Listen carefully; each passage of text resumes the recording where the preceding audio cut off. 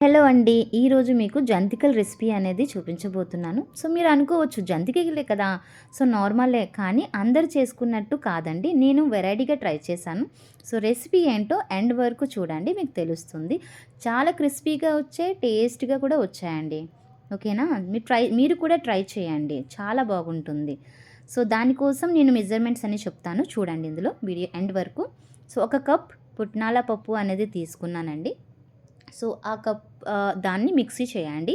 Mixie చేశాక కొంచెం చల్లించండి. So, చల్లిస్తే ఏదైనా ఎక్స్‌ట్రాస్ ఎందుకంటే అంతా మిక్సీ పౌడర్‌లా అవ్వదు కదా సాఫ్ట్‌గా. సో, దాన్ని కొంచెం చల్లించండి. సో, మెజర్‌మెంట్ ఏంటంటే 1 కప్ ఆఫ్ పుట్నాల పప్పుకి 2 కప్ ఆఫ్ రైస్ ఫ్లోర్ బియ్యం పిండి అనేది తీసుకున్నానండి. ఓకే. సో, దాన్ని చల్లించండి. చల్లిస్తే ఏమైనా ఎక్స్‌ట్రాస్ ఏమైనా ఉంటే అవి పడేయండి. సో దట్ పిండి అనేది చాలా సాఫ్ట్‌గా ఉంటుంది. జంతికలు అనేవి కొంచెం బాగా వస్తాయి. ఓకే. సో ఈ వీడియో నచ్చితే మీరు సబ్స్క్రైబ్ చేయండి. లైక్ అండ్ షేర్, కామెంట్ కూడా చేయండి. ఓకేనా? ఏమైనా చెప్పాలి అనుకుంటే కమెంట్స్‌లో మీరు చెప్పొచ్చు నాకు. ఓకే. సో ఇలా జల్లించుకున్నాక దానిలో కొంచెం సాల్ట్ అనేది యాడ్ చేయండి. అండ్ దెన్ వాము, అజ్వైన్ అనేది వేశాను. ఇంకా నువ్వులనేది కూడా వేశానండి. సో, నువ్వులనేది మీరు ఇన్ కేస్ స్కిప్ చేయాలంటే చేసుకోవచ్చు. బట్ టేస్ట్‌కి అయితే వేస్తే చాలా బావుంటుంది చూడ్డానికి కూడా. ఇంకా కారం అనేది యాడ్ చేశాను.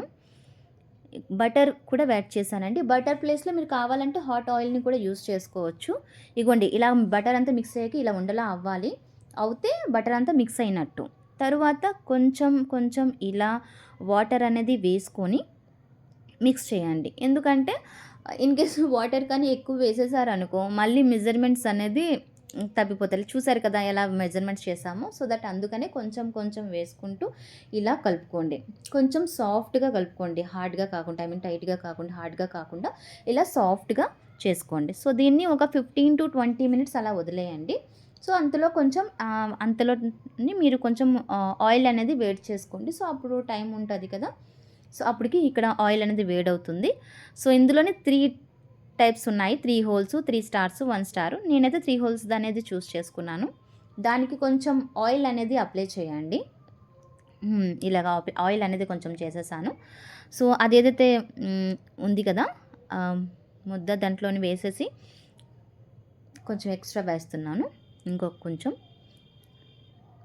వేసేసి ఎందుకంటే ఆయిల్ ఎందుకు అప్లై చేశాను అంటే అండి ఆయిల్ అప్లై చేస్తే కొంచెం ఈజీగా మనకి అంత ఎక్కువ ప్రెస్ చేయాల్సిన అవసరం ఉండదు. చక్కగా కొంచెం ఈజీగా వచ్చేస్తుంది. ఇలా ఒక ప్లేట్లోని చిన్న ప్లేట్లోని వేసుకొని మీరు ఆయిల్లోని వేసుకొని ఫ్రై చేసుకోవచ్చండి.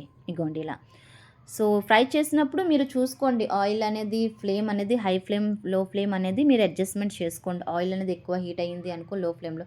అండ్ ఇలా డైరెక్ట్గా కూడా మీరు వేసుకోవచ్చండి. ఇగోండి ఇలా డైరెక్ట్గా కూడా వేసుకోవచ్చు. ఇన్ కేస్ మీకు ఎక్స్పీరియన్స్ వచ్చింది అనుకోండి బాగానే వస్తాయి. ట్రై చేయండి. చూడండి ఎంత బాగా వచ్చాయి కదా! కలర్ఫుల్గా ఎంత బాగా కనిపిస్తున్నాయి. టేస్ట్ అయితే మాత్రం నాకు చాలా నచ్చిందండి. బాగున్నాయి. మీరు కూడా ఒకసారి ట్రై చేయండి. ఓకే. Thank you.